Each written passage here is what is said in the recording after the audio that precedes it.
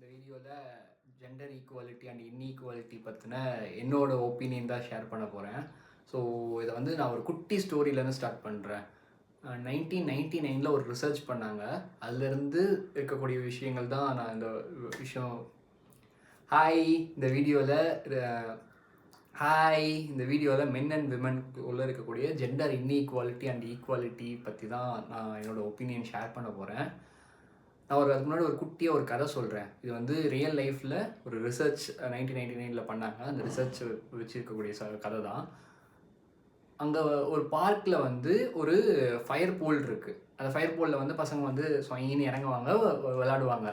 அதில் பசங்க போய் விளாடும்போது, பாய்ஸ் விளாடும்போது அவங்க பேரண்ட்ஸ் எந்த ஒரு ஹெசிடேஷனும் இது பண்ணல, என்கரேஜ் பண்ணுறாங்க. சூப்பராக குதிக்கிற அப்படின்ற மாதிரி வந்து ஒரு மாதிரி போயிட்டுருக்கு. எதுவும் பிரச்சனை இல்லை, எல்லோரும் விளாடுறாங்க.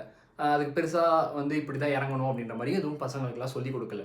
இதே வந்து ஒரு பொண்ணு போய் இறங்குது, குழந்தை போய் இறங்குது அப்படின்னாக்க அது வந்து பார்த்து பத்திரம் அப்படின்ற மாதிரி அவங்க பேரண்ட்ஸ் சைட்லேருந்து ஒரு ரெஸ்ட்ரிக்ஷனோ அதெல்லாம் எதுக்கு அப்படின்ற மாதிரி ஒரு விஷயம் வந்து இருக்குது. ஆனால் இதே ஒரு பையன் அதில் இறங்கினாலும் சரி, ஒரு பொண்ணு இறங்கினாலும் சரி, அந்த பொண்ணுக்கும் 2 கை கால் தான் இருக்குது, பையனுக்கும் 2 கை கால் தான் இருக்குது. ஃபிசிக்கலாக 2 பேரும் ஒரே அளவு தான், மென்டலாக ஒரே அளவு தான். ஆனால் பொண்ணு பண்ணாக்க அது வந்து ஒரு மாதிரி பத்திரம் அப்படின்ற மாதிரி நம்ம வந்து சின்ன வயசுலேருந்தே ஒவ்வொரு விஷயத்துக்குமே பண்ணுறோம். நானுமே சின்ன வயசுலேருந்து பார்க்கில் விளையாடும் போதுலாம் வந்து பசங்களாம் ஒரு இது மேலே ஏறுவோம், இறங்குவோம். ஆனால் பொண்ணுங்க வந்து அவங்க என்னதான் அதே விஷயந்தான், அவங்களுக்கும் கீழே வந்து அடிப்படும், எனக்கும் கீழே வந்து அடிப்படும். 2 பேருக்கும் ஒரே அளவு தான் ஸ்ட்ரென்த் இருக்குது. ஓகேயா? அப்படின்றப்போ பொண்ணுங்களை வந்து தனியாக போய் ஒரு இடத்துல அவங்க வேறு மாதிரி கேம் விளாடுவாங்க, நாங்கள் வேறு மாதிரி கேம் விளாடுவோம். அப்படின்றப்போ அந்த மாதிரியே வந்து சின்ன வயசுலேருந்தே வந்து நீ ஃப்ரெஜைல், நீ வந்து உடஞ்சிருவ. இதே பசங்களை வந்து மெஸ்குலனாக இருக்கணும், வந்து ரிஸ்க் எடுக்கிறது, இது எல்லாமே வந்து பசங்களுக்கு வந்து பண்ணணுன்ற மாதிரியும், பொண்ணுங்களை வந்து ரொம்ப இதாக இருக்கணும், நீ அழகாக இருக்கணும் அப்படின்ற மாதிரி ஒரு விஷயம் வந்து சின்ன வயசுலேருந்தே இது பண்ணும்போது என்ன ஆகுது அப்படின்னாக்கா, வளர வளர அவங்க வந்து டிபெண்ட்டாக இருக்காங்க. இன்றைக்கி அவங்க வந்து வளர்ந்து ஒரு வேலைக்கு போகிறாங்க. அதே மாதிரி வந்து ஃபினான்ஷியல் இண்டிபெண்டன்ஸ் எல்லாமே கிடச்சதுக்கப்புறம் ரிலேஷன்ஷிப்னு வரும்போது அவங்க ஆனால் வந்து ஒரு பையன் மேலே தான் டிபெண்ட்டாக எல்லாமே அவங்க தான் பண்ணணும். இப்போ வெளில போகிறோம் அப்படின்னாக்க 2 பேருமே சேர்ந்து பிளான் பண்ணாலுமே ஆனால் வந்து ஓவரால் ரெஸ்பான்சிபிலிட்டி எல்லாமே கரெக்டாக போகணும் அப்படின்றதுக்கு ஒரு பையன் மேலே தான் வருது. அது கடைசியில் என்ன ஆகுது அப்படின்னாக்கா அது வந்து ஒரு பெர்ஃபார்மன்ஸ் மாதிரி ஆகிடுது பசங்களுக்கு. அது ஒரு பாரம் மாதிரி ஒவ்வொரு விஷயமும் கரெக்டாக பண்ணணும், கரெக்டாக போகணும். ஒவ்வொரு விஷயமும் அது ஒரு எனக்கு பிடிக்கல. அது ஒரு மாதிரி பெர்ஃபார்மன்ஸ் மாதிரி இருக்கும்போது 2 பேரும் ஈக்குவலாக தானே எல்லாமே ஸ்ப்ளிட் பண்ணி பண்ணணும் அப்படின்ற மாதிரி எனக்கு ஒரு எண்ணம். அதுக்கப்புறம் அது இன்னும் ஒரு சில விஷயங்கள் எப்படி ஆகுது அப்படின்னாக்க, இப்போ ஒரு டேட் போகிறோம் அப்படின்னாக்க டேட்டில் வந்து பையன் தான் பே பண்ணணும். அதே மாதிரி இப்போது நிறைய டைமில் பார்த்த விஷயம் என்ன அப்படின்னாக்க, ஒரு பொண்ணு ஒரு பையன் போகிறாங்க அப்படின்னாக்க, ஒரு பொண்ணுக்கிட்ட பேக் இருக்குன்னாக்க யார் அந்த பேக்கை தூக்குறது? பொண்ணு பையன் கையில் கொடுத்துருந்தா வெயிட்டாக இருக்கும் அப்படின்னு கொடுத்துரும், பையன் தான் தூக்கணும் அப்படின்ற மாதிரி. அது வந்து அது எப்படி மெஸ்குலனாக இருக்கணும், எல்லாமே இது பண்ணணுன்னாக்கா அது எங்கே ஈக்குவாலிட்டி அப்படின்ற மாதிரி ஒரு விஷயம். ஜென்ரலாக எக்ஸ்பெக்டேஷன் இந்த மாதிரி இருக்கிறதுன்றதே எனக்கு பிடிக்கல. அது மாதிரி ஜென்ரலாக அப்ரோச் பண்ணுறதுமே நிறைய பிரச்சனை இருக்குது. இப்போது ஒவ்வொரு விஷயத்துக்கும் வந்து பையன் தான் போய் அப்ரோச் பண்ணணும். அதுலேயுமே அப்ரோச் பண்ணுறதுல நிறைய பிரச்சனை இருக்குது. இப்போது சோஷியல் மீடியாவில் அப்ரோச் பண்ணும்போது லிங்க்டின்ல ப்ரொஃபஷனலான அப்ரோச் பண்ண வேணாம், அதுக்கு வந்து ஒரு பிரச்சனை இருக்குது. இன்ஸ்டாகிராமில் போய் இது பண்ணாலுமே ஸ்டாக் பண்ணுறணும் அப்படின்ற மாதிரி ஒரு இருக்குது. நேரில் போய் பண்ணாலுமே ஃப்ளர்ட் பண்ணுறணும் அப்படின்ற மாதிரி சொல்லிடுவாங்களோன்ற மாதிரி ஒரு பயம் இருக்குது. அதனால் அப்ரோச் பண்ணுறதுக்கே வந்து மோஸ்ட்லி அப்ரோச் பண்ணாமல் விட்டுறாங்க நிறைய டைமில். எனக்கு ஒருத்தவங்களை பிடிச்சிருக்கு அப்படின்னாக்கா அப்போ நான் எப்படி தான் பேசணும், அவங்களுக்கு பிடிச்சிருக்கா இல்லையான்றது நமக்கு தெரியாது, இல்லை டிஸ்டர்ப் பண்ண வேணாம். ஆனால் அவங்ககிட்ட பேசினா தான் தெரியும். அதை அப்ரோச் பண்ணுறதுல நிறையா பிரச்சனை வந்துடுது இப்போது. இதுக்கப்புறம் அதுலேயே வந்து இந்த மாதிரி அப்ரோச் பண்ணுறாங்க, தெரிஞ்சிருக்கு, பிடிச்சிருக்கு அப்படின்னாக்க அதை வந்து ஒரு சிலர் வந்து எல்லாரும் இல்லை, ஒரு சிலர் வந்து அலைய விடுற மாதிரியும் வந்து ஒரு சில டைமில் பண்ணுறாங்க.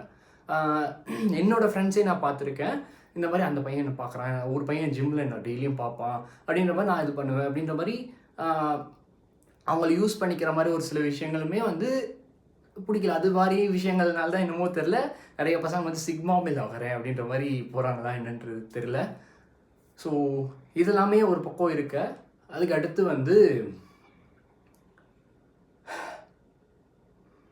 நான் அப்ரோச் பண்ணுறேன், நான் ஒருத்தவங்ககிட்ட போய் பேசுகிறேன் அப்படின்னாக்கா இதெல்லாமே எப்படி சரி. நான் ஒருத்தவங்ககிட்ட போய் பேசுகிறேன் அப்படின்னாக்கா என்ன பிரச்சனை வருது அப்படின்னாக்கா, அந்த பொண்ணுக்கு வந்து ஏகப்பட்ட பேர் ஒரு நாளைக்கு அப்ரோச் பண்ணுவாங்க. அதில் நானும் ஒருத்தன் 10ல் ஒருத்தன். ஆனால் எனக்கு வந்து அது ஒரு பியூட்டிஃபுல்லான ஒரு விஷயம். நான் போய் பேசுகிறேன் அப்படின்னாக்க அந்த பொண்ணு என்னை பார்த்தாலே அது பியூட்டிஃபுல்லான ஒரு விஷயம். யாராவன் அப்படின்ற மாதிரி பார்த்தாலும் அது ஒரு ஃபீல். அதுக்கப்புறம் வந்து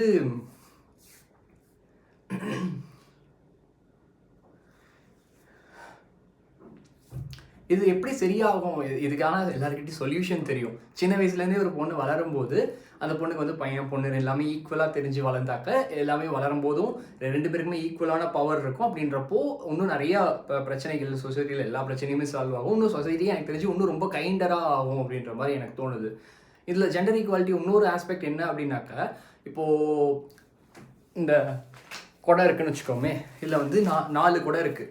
4ல் வந்து 2 குடை ரெகுலராக யூஸ் பண்ணுறேன். இந்த குடை இருந்தால் தான் ஒரு இடத்துலேருந்து இன்னொரு இடம் கிராஸ் பண்ண முடியும். கிராஸ் பண்ணாக்க தான் ஒரு விஷயம் இங்கேருந்து இங்கே ஷிஃப்ட் ஆக முடியும். ஓகே, அப்படி வச்சுக்குவோம். 2 குடை 2 பேர் போயிட்டு வராங்க ஒரு நாளைக்கு. இன்னும் ஒரு குடை அப்பப்போ வரும் போகும். இன்னும் ஒரு குடை வரவே வராது அப்படின்னாக்க ஸ்லோவாக இருக்கும். அந்த மாதிரி தான் நம்மக்கிட்ட வந்து லிமிட்டட் அமௌண்ட் ஆஃப் ரிசோர்ஸஸ் தான் இருக்குது. நம்ம லிமிட்டட் அமௌண்ட் ஆஃப் பீப்புள் தான் இருக்கும். அப்படின்றப்போ விமன்லாம் நிறைய விமன் வந்து வீட்லேயே இருக்காங்க. அவங்க வந்து வேலைக்கு போகணும்னு நினச்சாலும் போக முடியாது. அந்த மாதிரி ஒரு சுச்சுவேஷனில் அவங்க வச்சுருக்கோம். இல்லை எஜுகேஷன் கொடுக்காம வச்சுருக்கோம். இந்த மாதிரி பிரச்சனை அப்போது அவங்களுக்கு வந்து எக்கனாமிக் ப்ரொடக்டிவிட்டி நமக்கு வந்து இன்னும் நிறைய டாக்ஸஸ் வரும். அவங்க வேலைக்கு போனாங்கனாக்கா அது ஒரு அன்டாப்டு ரிசோர்ஸஸ். அதை தாண்டி இன்னும் நிறையா இன்னோவேஷன் வரும். அதெல்லாம் தாண்டி எஜுகேஷன் இல்லாதனால நிறைய பேர் வந்து ஹெல்த் இஷ்யூஸ் இன்னும் நிறைய இஷ்யூஸுமே வருது. இதுக்குமே வந்து ரொம்ப முக்கியமான ஒரு விஷயம் எஜுகேஷன். எல்லாமே ஒர்க் எல்லாமே இருந்துச்சுனாக்க இன்னும் நிறைய அட்வான்டேஜஸ் இருக்குது. ஈஸிலி ப்ரிவென்டபிளான டெத் எல்லாமே வந்து நம்ம ப்ரிவெண்ட் பண்ணிடலாம். அது இல்லாமல் நிறைய பிரச்சனைகளுமே இருக்குது. இதுக்கப்புறம் வேறு என்ன பிரச்சனை அப்படின்னு நான் பார்த்துக்கிறேன் அப்படின்னாக்க,